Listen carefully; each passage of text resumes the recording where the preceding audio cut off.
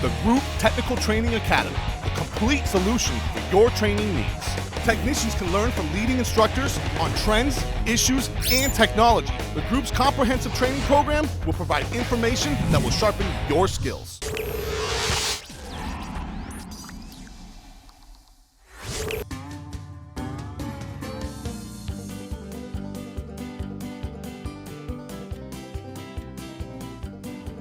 I'm only doing this once.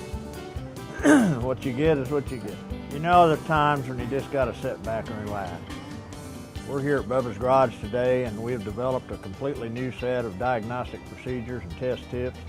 We call this Bubba's Technical Tips. The first one that we've developed is a chart that we call fuel pressure chart. We know, running a diagnostic hotline, that sometimes you just don't have time to use a fuel gauge, and some technicians just absolutely don't want to put one on. So what we did is we made what we call a fuel pressure chart. The fuel pressure chart's pretty easy. All you got to do is access the fuel system, and you can push down on the Schrader valve with your finger, or if you can't get a Schrader valve, all you got to do is just absolutely loosen a fuel line with the engine running. If there ain't no fuel coming out, then we figure that pressure's 0. If it hits the hood, we think that pressure's probably 5 to 8. If it squirts all over the fender, it's 10 to 15. If it splashes off the fender onto the hood and into the next bay, that's probably 25 or 30. If it squirts to the garage roof, all over the car and gets a little bit on the shop owner, that's probably 30 to 40 PSI. Don't be a fool, use a gauge. Next test we did, and again, we get this in from time to time, is the vacuum test.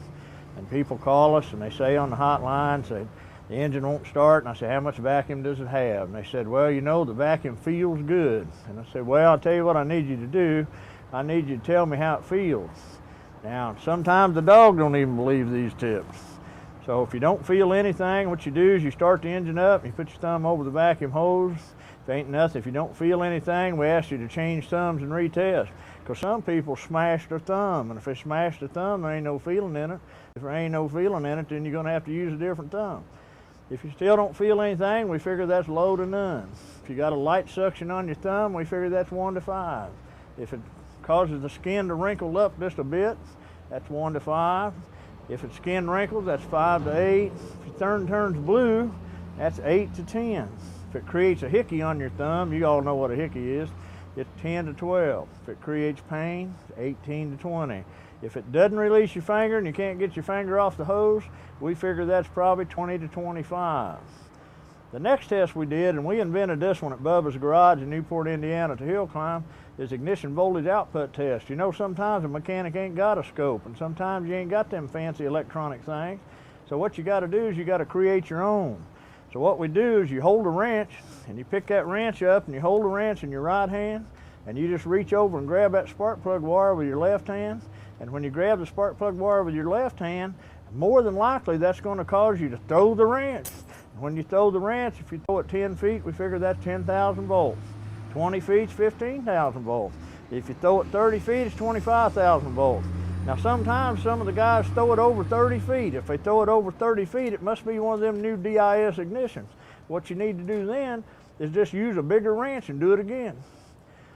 So that's one of Bubba's scope tests. The next test is impacts. You know, people don't want to use a torque wrench. They don't want to use a torque wrench from time to time, and they can't access it because they got this brand new wrench. So what we've done is we developed a torque chart, and the torque chart's developed on the number of BAPs coming out of the intake wrench.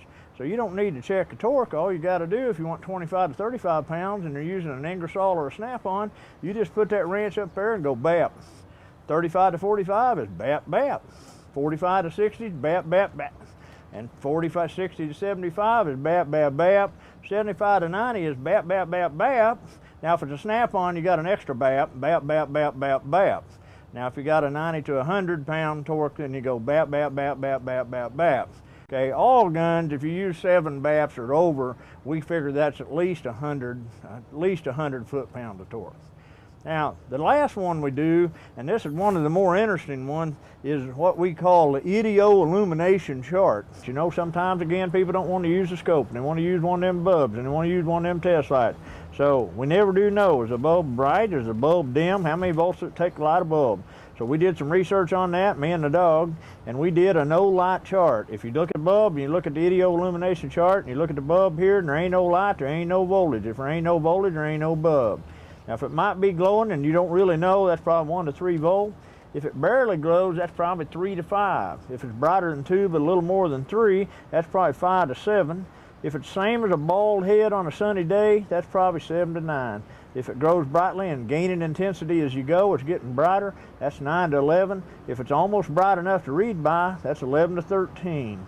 If it's bright enough that you still see it when you look away, that's probably 13 to 15. If it shines with the intensity of a halogen lamp, that's 15 to 17. If you think it might be a sign from God, that's probably 19. If it flashes with the intensity of a Manola flash bulb 3 foot from your place, you're probably hooked on the wrong wire. That's probably 20 to 40,000 volts. That's probably secondary ignition. Don't be an idiot. Use a scope. If you need any tech tips, you just call Bubba and the dog.